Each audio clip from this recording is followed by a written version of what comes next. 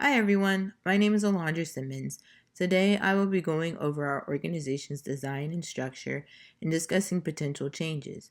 I will also discuss some of the challenges that we are currently facing as an organization and what we plan to implement moving forward. I'm eager to share this information and get you all's perspective as we push to move forward. Miami-Dade County Park System was originally planned to be a roadside beautification project, but ended up being what we know now as our Parks and Recreation Division. Created in 1929, after the stock market crash of 1929, it was put into place in order to help the residents of Miami handle anxiety and stress from the market crash and Great Depression of 1930. The first noticed park was named Matheson Hammock Park in 1930, after Commodore W. J. Matheson donated 84 acres of land to Miami-Dade County. Then, in 1933, President Roosevelt created the Civilian Conservation Corps, which consisted of unworked and unmarried men to work on conservation projects. Miami-Dade Parks was selected as one of their projects, which is how Reynolds Park was formed in 1933. Some of our current operations information. Currently, we have over 250 parks and facilities. We have recently been awarded as the third largest parks and recreation program in the entire country, and we are recently CAPRA certified. Each year, Fortune magazine publishes a most admired list of the top companies in the United States, and firms are rated on these 8 dimensions: innovativeness, quality of management, long-term investment value, social responsibility, people management, quality of products and services, financial soundness, and wise use of corporate assets. Currently, there are two big issues that the organization is facing, which is financial strain and staff shortages, which both connect with financial soundness. More so recently with the new fiscal year budget, we have been provided a tighter budget for this new year. This means lower budgets for every individual park, which also means less spending for supplies and upkeep, but more importantly, this also means less funds to be able to pay for more staffing, which ultimately creates staff shortages. If we are not able to get ahead of the potential challenges that we are currently facing, unfortunately, there may be some consequences. These potential consequences are less money for upkeep, which can potentially mean poor upkeep for our parks. Budget cuts and less funds to hire means more work for those present, which can have an effect on the employee turnover rate. And by having to perform with a tighter budget, it also reflects financial instability. Like many organizations, our current organizational structure at Miami-Dade Parks and Recreation is centralized. We operate with leadership and a defined chain of command.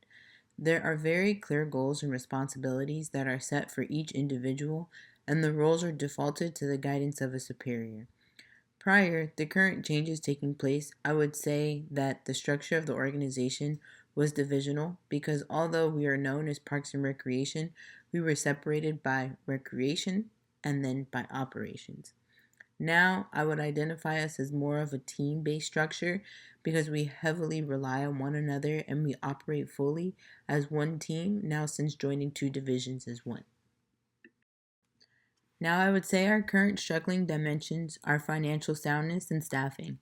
I understand that it is due to our previous fiscal year as an entire county is going to affect our current year and potentially our next year when it comes to funds. It is what we do as an organization now that will help us bounce back to where we need and should be financially. I also understand that we cannot control when people leave, but the more that we pour into our staff, the more likely they are to stay. Here at Miami-Dade Parks and Recreation, we push for customer care. We thrive on providing the best customer service to our patrons. We also thrive on community support. We want to make sure we are listening to the communities that we are placed in and that we even bring events and organizations out in order to provide activities to get the community engaged. Stewardship is another one of our core values.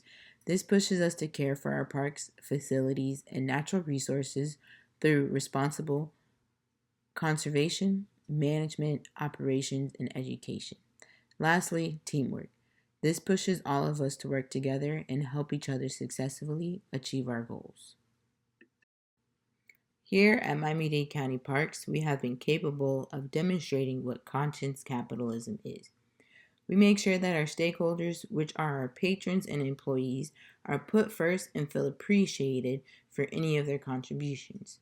When it comes to conscious leadership, we do have leaders that guide others along a more purposeful path and make sure to inspire others and to operate with determination. Being that we are an organization that has intentions on building a positive work culture and values the principles and practices of the organization in order to uplift the division in order to benefit the stakeholders, I would say the organization performs well with conscience culture.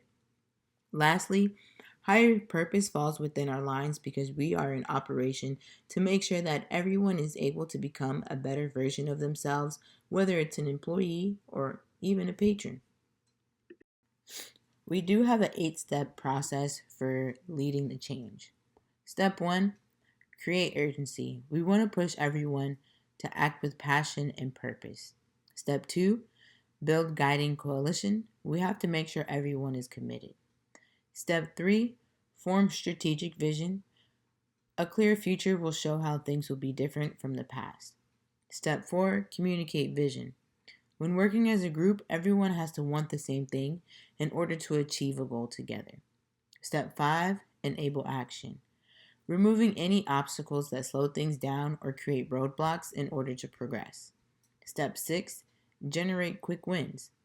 It is okay to recognize the small wins along the way in order to keep everyone energized and motivated. Step 7, sustain acceleration. Push harder after the first success. And step 8, institute change. The potential challenges our organization may face are funding.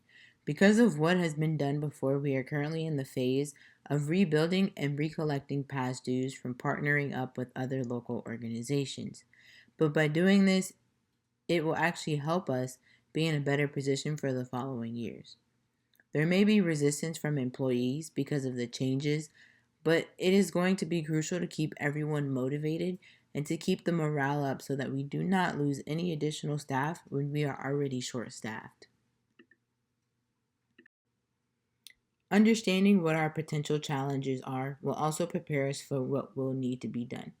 But the positive outcome of being able to overcome those challenges will bring that additive structure, transparent leadership, and will also prepare us to integrate change anytime in the future.